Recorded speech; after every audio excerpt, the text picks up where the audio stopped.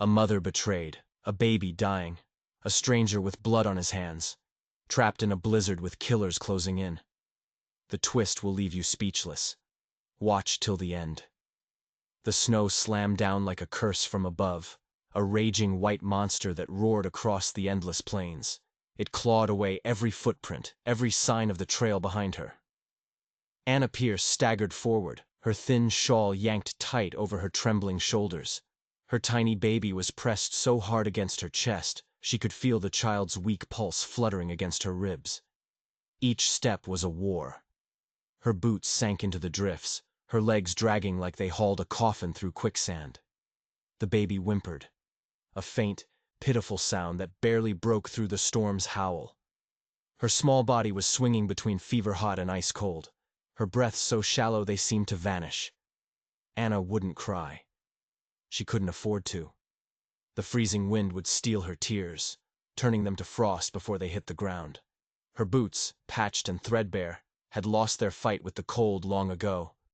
They were torn open at the seams, letting the snow seep in. She couldn't feel her toes, couldn't feel much below her knees. Her legs shook violently. Her knees buckled, and she lurched sideways, slamming her hand against a jagged tree stump to keep from falling. The baby slipped in her arms. A raw, searing panic ripped through her chest, the only warmth she had left in this frozen nightmare. "Hush now, it's all right, little one," she whispered. But the words tasted like dust, dry and hollow, a lie she couldn't make real. The baby's name was Sadie, just 6 months old. Her dark curls were matted with sweat and snow, her eyes shut tight, her face pale as death. She'd gone too quiet. Her silence was louder than the storm, and it gnawed at Anna's soul like a starving wolf. With clumsy, frostbitten fingers, she tugged at the damp cloth swaddling Sadie, peeling it back to press the child's icy skin against her own bare chest.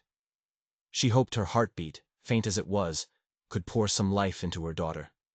She had to move, had to keep going. If she stopped here, the snow would pile over them, a white grave swallowing them whole before dawn. Behind her, the horizon had devoured the last flicker of the wagon party's torches, those hateful, double-tongued vipers she'd once called kin. Their voices echoed in her skull, Reverend Asa Thorne's slimy grin as he preached her damnation, Edith Thorne's sharp, pinched glare cutting her down, and loudest of all, James Cutler's cold, cruel shout. "She's not my burden anymore. That kid's not mine." Lies. Every word dripped with venom, built on his cowardice and their spite. Out here, truth was a dead thing. Only the votes of weak men mattered. Men too scared to stand up, too proud to let her defend herself. They'd thrown her out like spoiled meat. A broken tool, without even a scrap of cloth to shield her from a blizzard's bite. Anna gritted her teeth, her jaw aching, and forced herself upright. Every bone in her body groaned. Every muscle screamed for rest, but she wouldn't give in. The wind lashed her face, tearing at her skin until it bled. The sting was a cruel reminder she was still alive. She trudged on, one brutal step after another, her breath puffing out in short, ragged clouds. The flat plain stretched forever, then finally gave way to a dense wall of pine trees, their branches sagging under the snow's weight. Moonlight sliced through the gaps, casting long, twisted shadows across the ground, shapes that flickered and moved like ghosts. She squinted through the storm, her eyes burning, and spotted a shallow nook between two rocks. It wasn't a cave. It wasn't much of anything. Just a dip in the earth, a frail shield against the wind's fury. But it was something. Her hands, numb and bloody, clawed at the frozen dirt. Her knuckles scraped raw against the ice, skin peeling back, but she kept digging, carving out a small pit. Her breath came in gasps as she snapped brittle branches from the trees, piling them into the hollow. She laid Sadie down as gently as her shaking arms allowed, then curled herself around her daughter. Her body, a wall against the cold, a mother's last stand. The silence wasn't calm. It pulsed with danger. A coyote's sharp bark cut through the night, too close for comfort. Another answered, then a third, circling, hunting. Anna's heart pounded a frantic drumbeat in her chest. She fumbled in her pocket for a piece of flint, her last keepsake from a life that felt like a dream now. She scraped it against a stone. Sparks jumped, tiny bursts of light that danced in the dark, then faded into nothing. She scraped again. Harder. Nothing. Sadie's cries dwindled to a thin, broken thread, then stopped altogether. Anna pressed her cheek to her daughter's forehead. It was cold as a riverstone. "Don't you go quiet on me, Sadie," she hissed, her voice raw and fierce. "You stay loud. You stay alive. Fight like your mama, you hear me?" The wind howled louder, a beast unleashed. Night thickened, pressing down like a weight she couldn't lift. The fire wouldn't catch. Sadie's chest barely rose, her breath so faint Anna had to hold her own to feel them. "No, no, you don't get to leave me," she sobbed, yanking her daughter closer. The drifts climbed higher, whispering promises of a quiet end. Her body slumped, too exhausted to hold itself up. Her vision blurred, the world fading to gray at the edges. Her lips moved in a prayer she couldn't voice. A silent cry to a sky that had turned its back. Then a sound pierced the storm. Hoofbeats, soft and distant, thudding through the snow. Growing louder. Closer. She lifted her head, slow and heavy. Wolves. Or worse, men from the wagon party, come to make sure she was dead. A rider broke through the trees. A tall, dark figure cloaked in thick furs. He dismounted with a smooth, eerie grace, his boots leaving no crunch, no mark in the snow. He stepped closer. A dark braid swung against his shoulder, framing a face hard as granite. His eyes caught the moonlight, glinting like fire where no fire burned. A long rifle hung across his back. A sharp blade gleamed at his hip. "Please," she rasped, the words scraping out of her throat. He knelt beside her. His gaze flicked to Sadie first, lingering on the child's still form, then shifting to Anna. His brow furrowed. Anger? Pity? She couldn't tell. She tried to sit up, but her arms gave out. He didn't speak. He unhooked a thick buffalo hide from his saddle and draped it over them both. The warmth crashed into her like a thunderbolt. He lifted them, mother and child together, as if they were nothing. He climbed onto his horse, settled them against his chest, and turned back into the woods. The last thing she felt was the steady thud of his heartbeat, strong and unyielding. A lifeline in the dark as her mind slipped away. When she woke, the air was thick with the scent of smoke and roasted meat. They were in a small hut, its walls rough-hewn from logs. A fire crackled in the center of the dirt floor. Sadie lay beside her, bundled in soft furs, her cheeks flushed pink again, her chest rising and falling with steady living breaths. Alive. Miraculously alive. Across the room the man sat cross-legged, sharpening a long blade with slow, deliberate strokes. "You saved us," she said, her voice hoarse. He didn't look up. "I don't have anything to give you," she went on, shame twisting in her gut. Still, he stayed silent. "I'm Anna Pierce." He lifted his head at last, his gaze locking onto hers. "I'm not interested in your name," he said, his voice low and smooth, rolling like distant thunder. He nodded toward Sadie. "What's hers?" "Sadie," she replied. He grunted, a sound that was almost gentle. "She's a fighter." Anna let out a shaky laugh. "Takes after her mama, I guess. Too stubborn to quit." Something flickered across his face. Not a smile, but something smaller, deeper. "I thought we'd die out there," she said. "Do you believe in miracles?" "I believe in action," he answered, his eyes dropping back to the blade. They sat in the quiet, the fire snapping between them. "You Apache?" she asked. He nodded once. A single curt dip of his chin. "Why you help me?" She pressed, needing to understand. He didn't answer right away. Then, after a pause that stretched into forever, he said, "You didn't scream when you saw me. You held your child tighter instead." The words landed like stones, simple but heavy with a meaning she couldn't yet grasp. Before she could ask more, exhaustion crashed over her, pulling her down into the furs. She didn't know yet that this man carried a wound deeper than any blade could cut. She didn't know he'd lost a family once. Wife, child, home, taken by fire and steel in a war he couldn't stop. A betrayal that drove him from his people into this lonely wild. She didn't know the silence he wore like a second skin hid a grief that mirrored her own.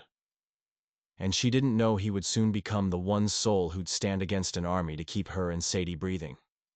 The days turned into a blur of survival. The hut wasn't safe for long. One night, shouts shattered the quiet. Bounty hunters. Their torches blazed like angry stars in the dark. Jonah Creed, that's what he'd finally told her his name was, bled from a gunshot wound he wouldn't talk about. A red stain spread across his side as they fled into the night. Sadie clung to Anna's chest, her tiny hands gripping her mother's shirt. They ran. The hunters' dogs bayed in the distance, their howls closing in. Jonah led them to a canyon, its walls rising sharp and jagged. They slipped into a cave, a narrow mouth in the rock that swallowed them whole. Torches flickered on the ridge above, moving closer. "They'll find us," Anna whispered, her voice tight with dread. Jonah crouched by the entrance, his knife glinting. "Not yet. But they're coming. More than before." "How many?" she asked, her voice shaking. "Too many," he replied. "Men with guns, men with dogs, men who don't stop." Her stomach twisted. "I don't want to run forever." He turned to her, his eyes burning with something fierce, something unbroken. "Then maybe it's time we stop running," he said. "Maybe it's time we fight." They escaped the cave and found a hidden valley, cradled by hills and thick pines. They built a cabin from logs they felled themselves, their hands blistered and bleeding. Corn sprouted in uneven rows, a fragile promise of life. Sadie grew stronger. Over a year old now, toddling on chubby legs, her laugh loud and fearless. The peace was a thin thread, stretched tight, ready to snap. One day, a rider appeared on the horizon, kicking up dust that billowed like a warning. It was a man named Miles Ford. He'd ridden from Fort Taylor for 3 days straight. "They're coming!" he panted, his eyes wide with panic. "Soldiers, marshals, maybe 30 of them. They say you're a fugitive. Say she killed Reverend Asa Thorne and torched a settlement. Say you're a traitor who burned villages, killed women and children." Anna's stomach dropped. "Reverend Thorne deserved it," she snapped. "He beat me, starved me, called me a sinner for breathing. And I didn't burn anything. They did, to cover their own filth." Miles shook his head, guilt heavy in his eyes. "They don't care, ma'am. They want blood. Yours. His. The kids, if they have to. I owed Jonah. He saved my brother. Couldn't let them take you without a warning." "Thank you," Jonah said, his voice a low drumbeat before a storm. Miles nodded, turned his horse, and vanished into the trees. "How long?" Anna asked, her voice small. "Less than a day," Jonah said, his eyes scanning the hills. "We run again?" she asked, dread pooling in her chest. He shook his head, slow and sure. "We've run enough. We fight. We defend what's ours. They don't take this. Not the cabin. Not Sadie. Not you. Not while I'm still standing." The cabin became a fortress. They boarded the windows, hauled water from the creek, and stashed food in the root cellar. Jonah set traps around the perimeter, snares, tripwires, deadfalls rigged with rocks. Anna cleaned the rifle, counting each bullet. 23. That night, Sadie slept between them on the floor. "If we fall," Anna whispered, "they'll take her." "No," he said, his voice a vow carved in stone. "You can't promise that." "Yes, I can," he said, his eyes locking onto hers. "I'll die before they touch her." She met his gaze. "Then we don't fall." Dawn broke red and vicious. The sky bled over the hills. Dust rose in the distance, a faint rumble growing into the steady thunder of hooves. They came over the ridge. Blue-coated soldiers and grim lawmen, rifles gleaming. 30 of them, at least. A tide of steel and hate. A gray-bearded marshal rode at the front, his face smug. "Bring out the woman and the Apache," he boomed. "Lay down your weapons, and we'll give you a fair trial." Anna stepped onto the porch, rifle in hand. Sadie tucked behind her in a cradle. "Fair like you gave me last time?" she shouted back. "When you left me to die in the snow? When you beat me bloody and called it God's will? I'll take my chances with the devil, I know." The marshal sneered. "You've got a child there. Don't make her pay for your crimes." Jonah appeared beside her, bow drawn taut, an arrow notched. "She's not the one who'll pay," he said, his voice cold and final. The marshal raised a hand, his grin twisting. And hell broke loose. The first wave of men never even reached the fence. 3 dropped into snares, their screams choked off as ropes snapped tight. Another fell to a spike buried in the dirt, his body crumpling. Jonah's arrows flew, a blur of death. 5 shots, 5 hits. Anna braced the rifle, breathed deep, and fired. 2 shots, 2 kills. Her aim was steady as stone. The fight was chaos. Loud. Brutal. A soldier breached the door, his face twisted with rage. Anna lunged, driving her knife into his throat. His blood sprayed hot and slick across her hands. She yanked the blade free, stepping over him as he fell. Outside, Jonah fought in the yard, his blade a flash of silver, cutting through men like a reaper through wheat. When the gunfire stopped, the field was a graveyard. The marshal sprawled among them, his smug face frozen in shock, his last wild shot buried in the cabin wall. Anna dropped to her knees beside Sadie, who sat blinking calmly by her cradle, chewing a wooden spoon. Jonah limped toward them, blood soaking his shirt. "You're hurt," she said. He shook his head, one hand pressed to his side. "It's done, for now." "What now?" she asked, her eyes scanning the hills for more shadows. "We bury the dead," he said. By sundown, they had cleared the field. They sat by a fire, cleansing the air of the day's violence. Sadie slept in Anna's lap. "We didn't start this," she said softly. "No," he agreed. "But we ended it. At least this piece of it." She looked at him, something blooming inside her, stronger than survival. "We're a family now," she said. "Not because we chose it. Because we made it. Fight by fight. Night by night." He met her gaze. "Family made in fire." The words hung there, a promise sealed in the flames. "This land knows our names now," she said, her voice rising with conviction. "Let them come again. Soldiers, hunters, liars, will still be here, standing, breathing, fighting." She pressed her lips to Sadie's forehead, then looked at Jonah, the man who had bled for her without a word. "Let's build something that lasts." He nodded, the faintest shadow of a smile tugging at his lips. "We already are." But the story didn't end there. That night, as the fire died to embers, a sound drifted on the wind. Hoofbeats. Faint, but growing. Anna's eyes snapped open, her hand tightening on her rifle. Jonah was already up, peering into the dark, his knife drawn. "They're not done," he said, his voice low and dangerous. Anna stood, Sadie stirring in her arms. "Then neither are we." Days later the hoofbeats returned. Not soldiers this time. Bounty hunters.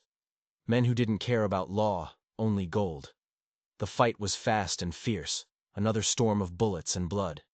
When it was over, a letter fluttered from a dead man's coat. Orders. Signed with a name Jonah knew. A name from his past. A ghost that wouldn't stay buried. He stared at it, his face darkening. "What is it?" Anna asked, stepping closer. "Someone who wants me dead," he said, his words clipped. "Someone who'll keep sending more, until he gets me. Or I get him." She met his gaze, unflinching. "Then we get him first." He nodded, a spark of hope in his eyes. "Together." "Together," she echoed. The word a vow, a weapon, a shield. Their fight wasn't over. Not by a long shot. But they were ready. If you believe that the strongest families are the ones forged in fire, and that a single spark of hope can burn down a world of lies, do me a favor and hit that like button. And make sure you're subscribed, because you never know what secrets are waiting in the shadows.